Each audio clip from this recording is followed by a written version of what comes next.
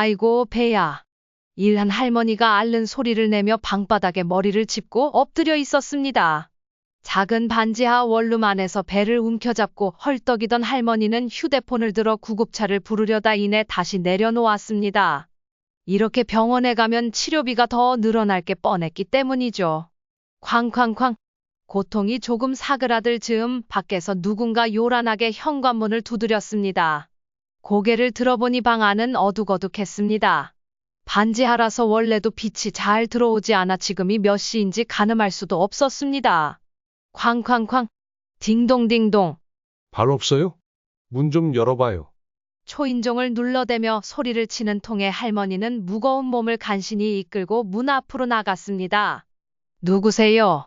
일 힘없이 문을 열자 집주인이 문을 확 열어젖혔습니다. 아, 계셨으면 빨리빨리 문을 여셔야죠. 한참 두드렸잖아요. 가쁜 숨을 내쉬며 할머니를 타박하던 주인은 이어 말했습니다. 지난달부터 월세가 안 들어왔던데 노인 혼자 사니까 혹시 무슨 일 있나 해서 와봤어요. 아, 월세. 저기, 맞은편에 사월로 말이죠?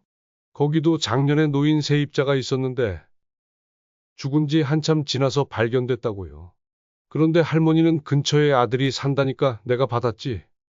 여기서 죽으면 안 돼요. 괜히 소문나면 새 세입자 다 나간다고요. 할머니는 그저 가만히 고개만 끄덕였습니다. 집주인은 아랑곳하지 않고 말을 이어갔습니다.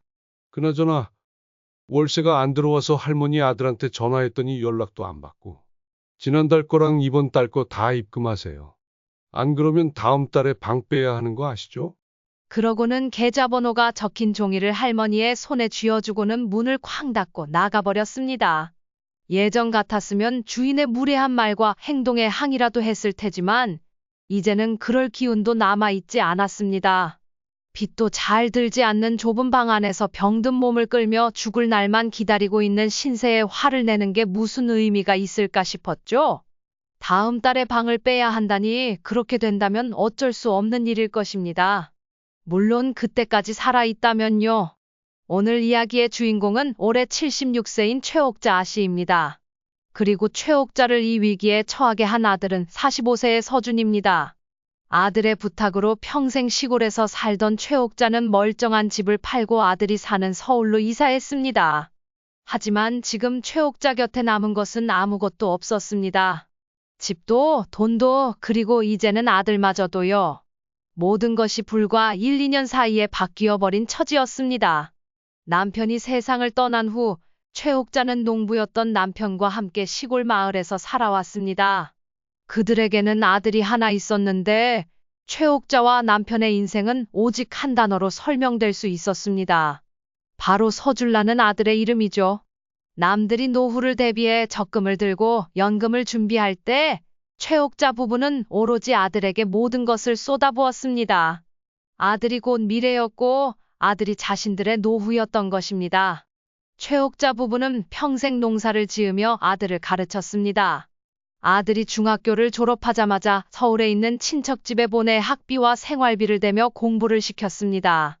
서준은 서울에서 대학을 졸업했고 공부를 무척 잘해 사법고시를 준비했습니다. 하지만 어느 날 아들은 갑자기 공부를 그만두겠다고 말했습니다. 어머니, 저 이제 공부 그만할래요. 갑자기 왜 그래? 지금까지 공부한 게 있는데 조금만 더 해봐야지. 여태껏 한 게 아깝지 않니? 이제 지쳤어요. 남들은 다 돈 버는데 저는 언제까지 이 공부만 해야 하는지 모르겠어요. 그때가 서준의 나이가 30을 넘겼을 때였습니다. 그동안 아들을 공부시키기 위해 모든 것을 바쳤던 최옥자와 남편은 아들이 공부를 그만두겠다는 말에 허탈했지만 아들의 의지가 워낙 확고해 더는 강요할 수 없었습니다. 결국 아들은 보험회사에 취직했고 결혼할 때는 시골에서 농사 지으며 모았던 땅을 팔아 서울에 아파트 한 채를 마련해 주었습니다.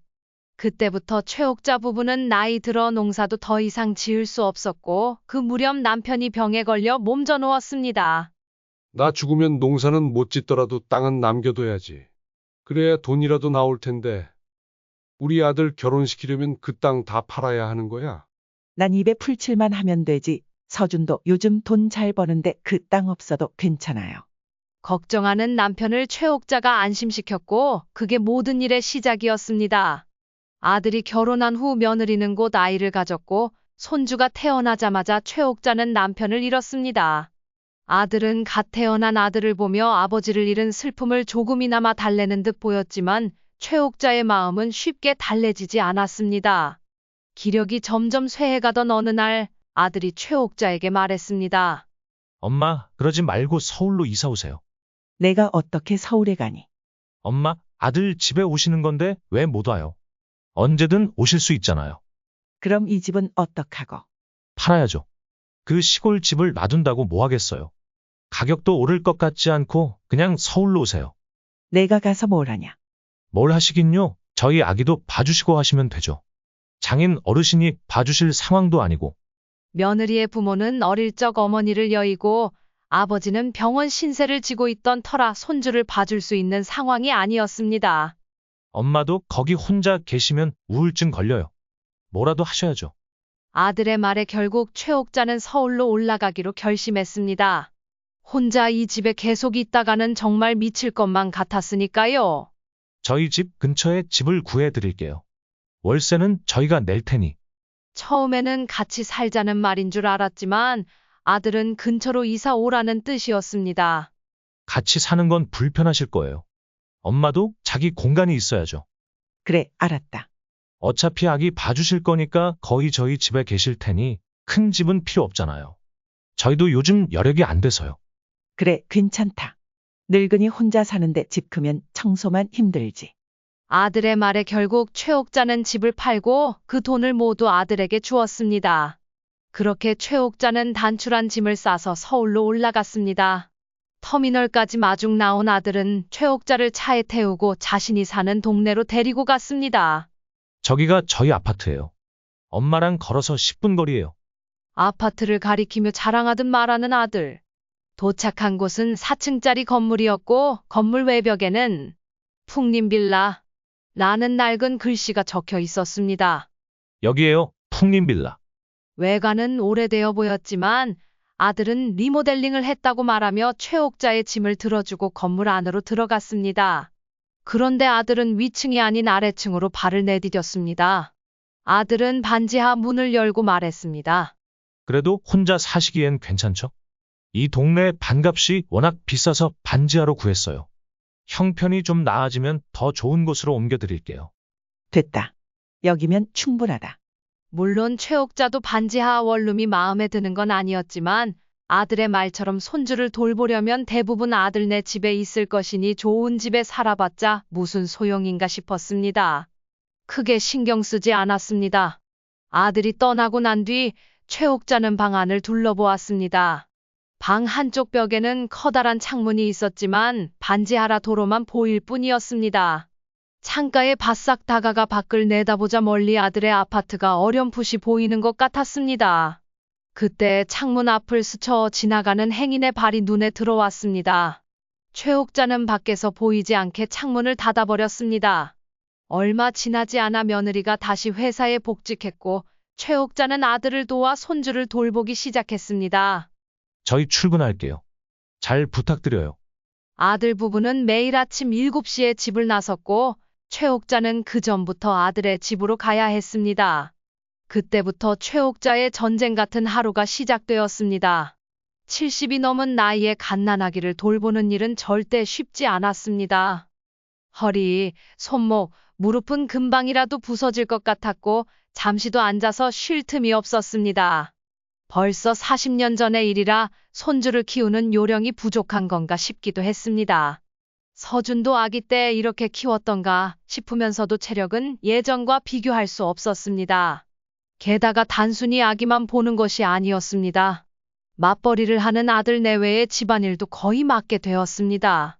이것저것 어지럽혀진 살림을 손보다 보면 하루가 금세 지나갔습니다. 처음엔 부담스러워하던 며느리도 나중엔 오히려 좋아했습니다. 어머니, 이건 꼭 손빨래 해주셔야 해요. 세탁기에 돌리면 줄어들어요. 손빨래할 옷을 따로 담아 건네주고 출근하던 며느리의 모습을 보면서 최옥자는 가끔 자신이 손주를 돌보러 온 건지 파출부 일을 하러 온 건지 헷갈리기 시작했습니다. 그래도 며느리에게 잘해주는 것이 아들에게 잘하는 것이라 생각했습니다. 친정엄마가 없는 며느리를 위해 뭐라도 더 해주고 싶은 마음이었죠. 골병 나겠다. 나겠어. 한적한 시골에서의 평온한 생활과는 완전히 다른 삶을 살게 된 최옥자. 하지만 가장 불편한 건 육체적인 피로가 아니었습니다. 오히려 아들 내외와 가까이 지내는 것이 더 불편했습니다. 아들이 중학생일 때 이후로는 이렇게 가까이 지내본 적이 없었기 때문에 부모 자식 사이라도 지나치게 가까이 있으면 불편할 수 있다는 사실을 처음으로 깨달았습니다. 어머니, 오늘은 그냥 저희 집에 계세요. 최옥자의 생일을 하루 앞둔 날 며느리가 전화를 걸어왔습니다. 내일 어머니 생신이라 미역국은 못 끓여드리지만 오늘 같이 식사하시고 가세요. 족발 시켰어요. 아이고, 뭘 그렇게까지 해. 번거롭게. 그래도 생신은 챙겨야죠.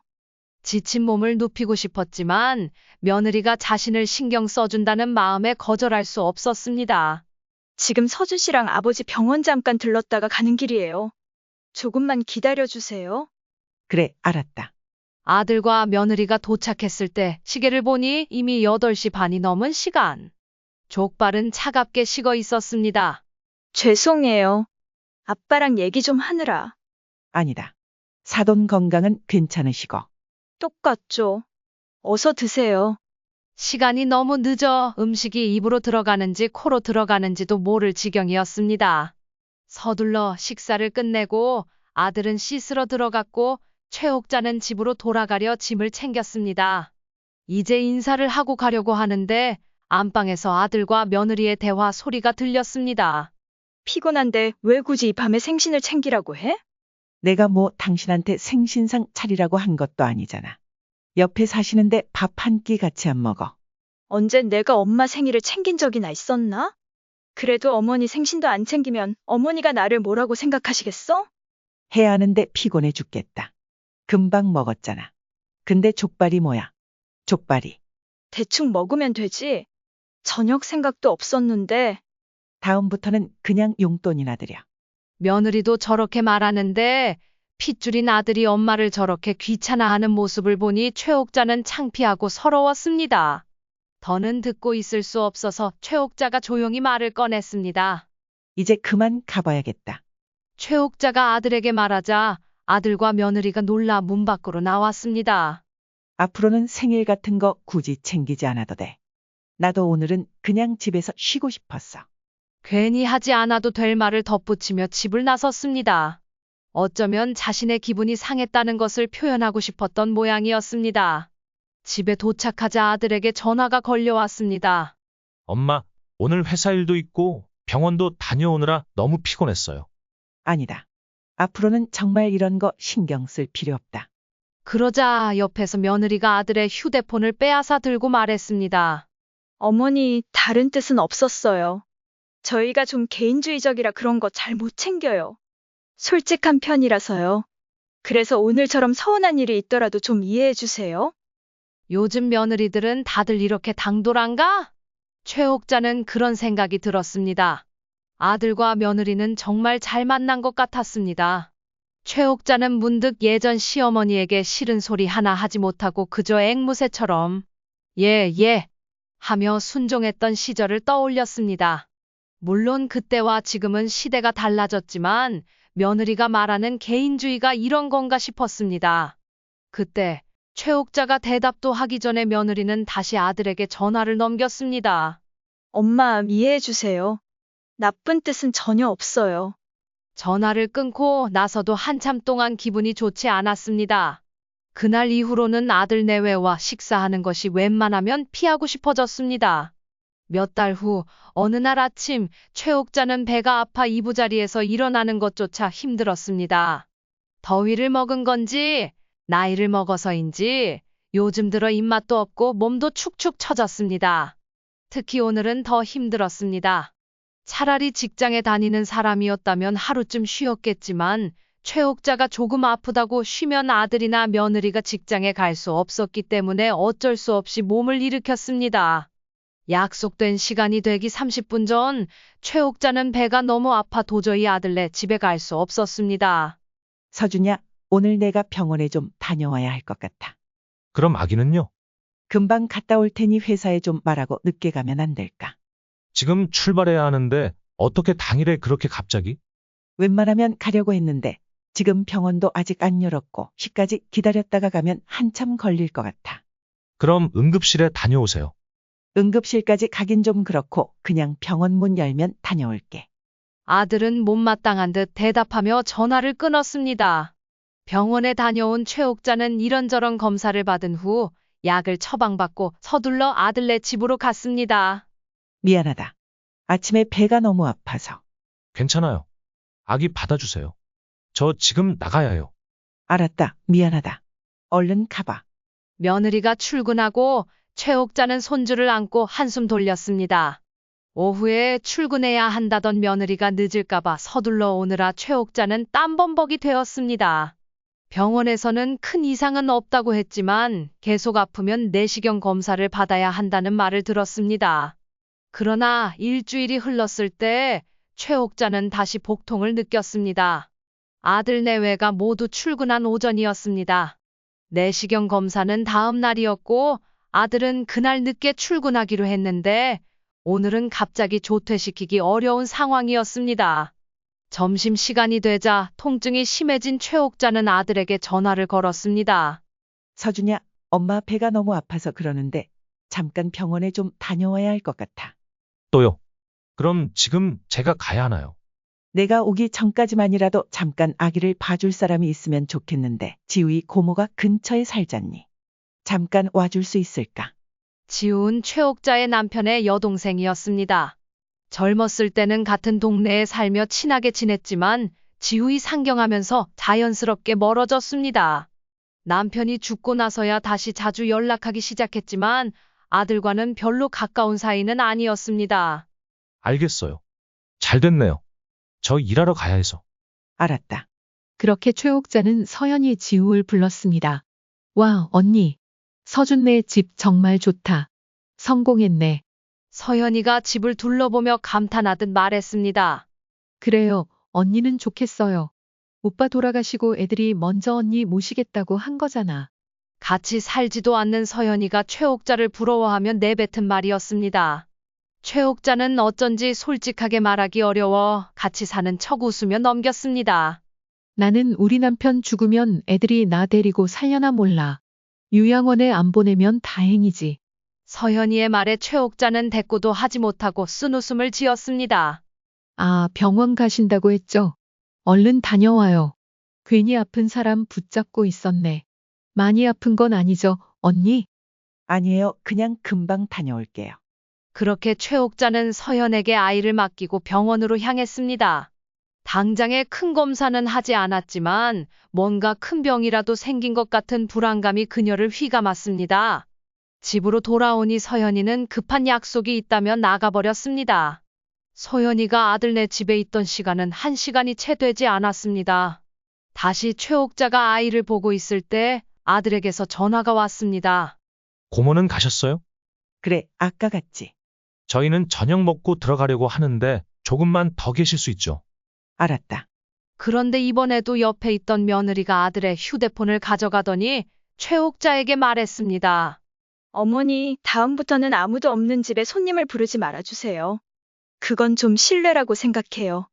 지금 말씀 안 드리면 또 그러실까 봐요. 서로 불편하잖아요. 이해하시죠?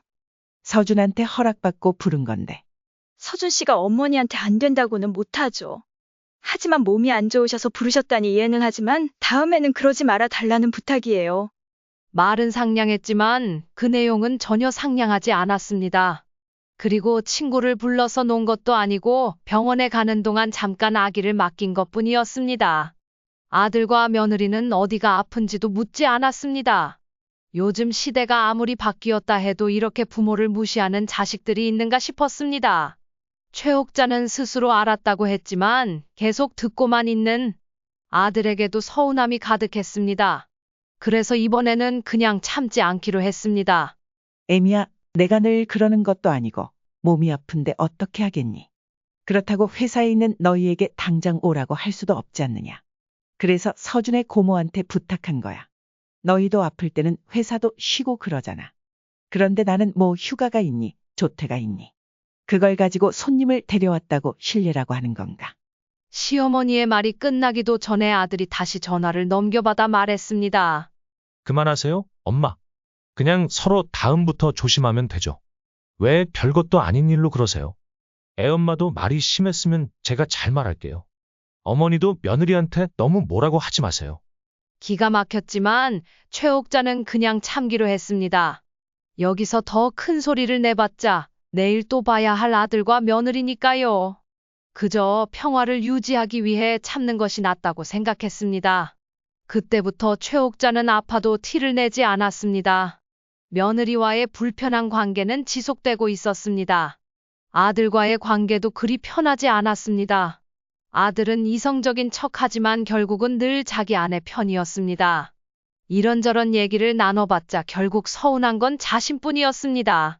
그런데 얼마 지나지 않아 최옥자는 위암 진단을 받았습니다. 설마 큰 병일까 싶었지만 불안했던 마음이 현실로 다가왔습니다. 최옥자는 그 충격에 온몸이 굳어버린 듯 했습니다. 당연히 아들네 집에 손주를 봐주러 갔지만 이제는 아이조차 제대로 볼 수 없을 정도였습니다. 항암 치료가 필요하다는 말에 최옥자는 남편 생각이 났습니다.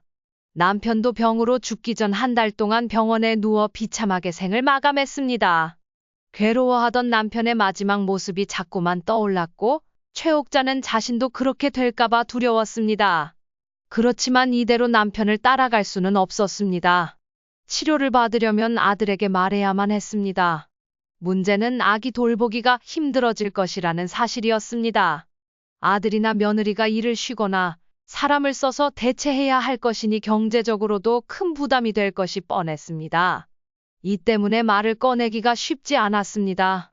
더 아파지면 아들과 며느리에게 더 큰 부담을 주게 될 것 같아 최옥자는 말할 기회만을 기다리고 있었습니다. 며칠 후 새벽에 최옥자는 심한 복통의 구급차에 실려갔습니다. 다행히 스스로 119에 전화할 힘이 있었습니다. 아들에게 미처 연락을 하지 못하다가 오전 10시쯤이 되어 아들에게 전화를 걸었습니다. 서준야, 오늘 출근 못했지? 그걸 말이라고 하세요. 도대체 몇 번째예요? 회사에서 얼마나 깨졌는지 아세요? 아들은 화를 내며 답했습니다. 애 봐주기 싫으면 처음부터 말씀하시던가요. 봐주실 거면 끝까지 봐주셔야 저희도 일을 하지 않겠어요? 그게 아니고 내가 오늘 새벽에 아파서. 최옥자가 해명하려 했지만 아들은 최옥자의 말을 끊었습니다. 맨날 아파서 못 봐준다 그러시고 사람 부르고 저번에 애 엄마한테 생활비 더 달라고 하셨다면서요? 그래서 애 봐주는 게 힘들다고 그러시는 거예요? 아들의 말에 최옥자는 할 말을 잃었습니다. 아무리 화가 났다지만 어떻게 엄마에게 그런 말을 할 수 있을까 싶었습니다. 생활비는 최소한으로 받고 있었고 그 돈으로 아들네 집에 필요한 것을 사는 것도 최옥자였습니다. 돈이 더 필요하면 말하는 게 당연하다고 생각했을 뿐이었습니다. 그럴 리가 없잖냐? 혹시 애 엄마가 몇 번 싫은 소리 했다고 그러는 거냐? 엄마가 자꾸 이러시니까 애 엄마랑 싸우고 저도 스트레스 받아서 미치겠어요. 아니다, 서준야. 됐어요. 듣고 싶지도 않아요. 오늘 회사도 못 갔고 애 엄마 보기도 미안해요. 엄마 좀 잘 살아보자고 부탁드린 건데. 서준야, 내 말 좀 들어봐. 내가 좀 아파서. 아프면 미리 말을 해주셔야 저도 회사에 얘기하지 않겠어요? 이렇게 말도 없이 안 오시면 어떡해요? 엄마가 아픈 게 우리 생계에 어떤 영향을 주는지 생각은 해보셨어요? 애를 인질 삼아서 이랬다 저랬다 하시는 건 아니잖아요? 그냥 저희가 알아서 할게요. 이제 엄마한테 부탁 안 할게요. 우리끼리 어떻게든 살겠습니다. 아들의 말이 끝난 후 통화는 끊겼고 최옥자는 끝내 자신이 암에 걸렸다는 사실을 말할 기회를 얻지 못했습니다. 설령 아들이 그 사실을 몰랐다 해도 엄마가 아파서 손주를 못 볼 지경이라는 걸 듣고도 어디가 아픈지 한 번도 묻지 않는 아들이 원망스러웠습니다. 병원에서 검사받았다는 사실을 알면서도 결과가 어땠는지 궁금해하지 않는 아들의 태도는 더욱 서운했습니다. 며느리 역시 아픈 친정아버지를 병원에 모시느라 최옥자에게 아기를 맡기는 일이 여러 번 있었는데 시어머니가 아픈 건 전혀 관심이 없어 보였습니다. 그렇지만 남의 딸인 며느리에게 더 이상 기대할 것도 없었습니다. 하지만 아들 서준에게는 더없이 섭섭했습니다. 그렇게 최옥자는 한참 동안 아들에게 연락하지 않았습니다. 며칠 뒤 아들이 먼저 전화를 해왔습니다. 왜 자꾸 전화하세요? 저희가 얼마나 힘들게 살고 있나 궁금해서요? 그게 아니라 너희가 오해하고 있어서 그래.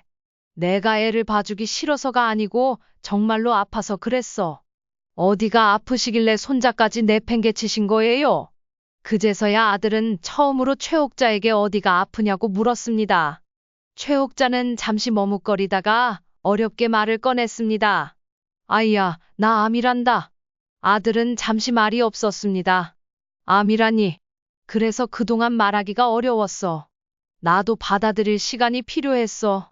그리고 너희에게 부담 주기 싫어서 최대한 오래 애를 봐주고 싶었어. 아들은 한참 동안 조용하다가 대답했습니다. 그럼 진작 말씀하셨어야죠. 계획을 세워야 하잖아요. 무턱대고 못 봐준다고 하니까 그동안 애 엄마랑 얼마나 싸웠는지 아세요? 회사에서도 욕 많이 먹고요. 그래, 미안하다. 내가 생각이 짧았어. 최옥자는 속에 쌓인 서운함을 다 말하지 않았습니다. 지금 자신에게 남은 시간이 길지 않다는 걸 알았기 때문입니다. 암 투병 중이었지만 아들과 화해하게 되니 치료를 받을 결심이 섰습니다. 자신까지 떠나면 아들은 순식간에 부모를 모두 잃게 될 것이니까요. 하지만 아들 며느리와 다시 함께 지내게 되자 최옥자의 건강은 더 악화되는 듯했습니다. 어머니, 저 병원 좀 다녀와야 해서요. 애 좀 봐주세요. 며느리는 친정아버지의 병세가 좋지 않아 자주 병원을 다녀왔고 최옥자에게 손자를 맡기곤 했습니다. 최옥자 역시 항암 치료로 몸 상태가 좋지 않았지만 손자를 돌봐야 했습니다. 차라리 시골로 내려가서 쉬고 싶다는 생각이 들었습니다. 요양이 필요한 몸이었으니까요. 결국 최옥자는 아들에게 전화를 걸었습니다. 서준야, 나 좀 다시 내려가서 쉬어야 할 것 같다. 그럼 저희는 어떻게 해요? 애미가 있잖아요. 내 애 엄마가 친정아버지 병원 다니느라 혼자 아기도 돌보기 힘들지 않니? 나도 좀 지친다. 애 봐주러 여기 이사까지 오셨잖아요. 조금만 더 버텨주시면 안 돼요? 애 어린이집에 들어가면 그때 내려가셔도 되잖아요. 그때는 내가 아플 줄 몰랐지. 나도 지금 너무 힘들어. 저도 힘들어요. 그 말을 듣는 순간 최옥자는 서러움이 북받쳐 올랐습니다. 너희만 힘드니? 나는 그동안 너희 뒷바라지 하느라 뭐가 남았겠니? 나를 피 한 방울까지 쥐어짜야 직성이 풀리겠구나. 저도 엄마 건강이 걱정돼요. 근데 지금 상황이 그러잖아요. 적어도 몇 달만 더 버텨주시면 안 돼요? 최옥자는 더 이상 대답하지 못했고 전화를 끊고 나서 깨달았습니다. 아들은 자신에게 있어 미래이자 노후의 전부였는데 자신은 그저 아들의 삶에 편리한 도구일 뿐이라는 사실을 말이죠. 아들은 최옥자의 희생을 당연하게 여기고 있었습니다. 더 이상 희망을 가질 수 없다는 걸 깨달은 최옥자는 아들에게 연락하지 않기로 결심했습니다. 이렇게 아들을 붙잡고 있어봤자 아무 의미가 없다고 생각했습니다. 최옥자가 아픈 건 아들에게는 아무런 관심사가 아니었습니다. 자기 힘든 것, 며느리 힘든 것, 처가 힘든 것만이 그들의 우선이었죠. 최옥자는 몇십 년 동안 아들을 위해 자신의 인생을 바쳤지만 이제 죽을 날이 가까워지면서 남은 것은 오로지 병마와 싸우는 현실뿐이었습니다. 그것도 반지하 원룸에서 홀로 말입니다. 최옥자는 살아갈 의지도 사라져갔습니다. 이렇게 살아서 뭐 하나 싶었죠. 결국 병원에도 가지 않고 집에만 틀어박히게 되었습니다. 그렇게 생명과도 같은 일상을 보내던 어느 날 문을 쾅쾅 두드리는 소리에 나가 집주인과 대화를 나눴습니다. 집주인이 건넨 계좌번호가 적힌 종이를 최옥자는 바닥에 내던졌습니다. 곧 죽을 자신이 쫓겨날 걱정을 할 이유가 없었습니다. 이제 아들은 자신이 아픈지 안 아픈지도 상관하지 않는 것 같았습니다. 최옥자는 휴대폰을 들어 보든 안 보든 상관없다는 마음으로 아들에게 마지막 메시지를 남겼습니다. 너는 엄마가 영원히 살 줄 아는 것 같구나. 나는 너만을 사랑했어도 후회는 없다. 하지만 너는 아이를 키우며 후회할 날이 반드시 올 거다. 그때 후회해봤자 무슨 소용이 있겠니? 그날이 오더라도 마음 편히 살아라. 엄마가 해줄 마지막 말이다. 띠리링. 마치 답장이 오는 듯 휴대폰이 울렸지만 최옥자는 휴대폰을 엎어놓고 다시는 보지 않았습니다. 다시는 말이죠.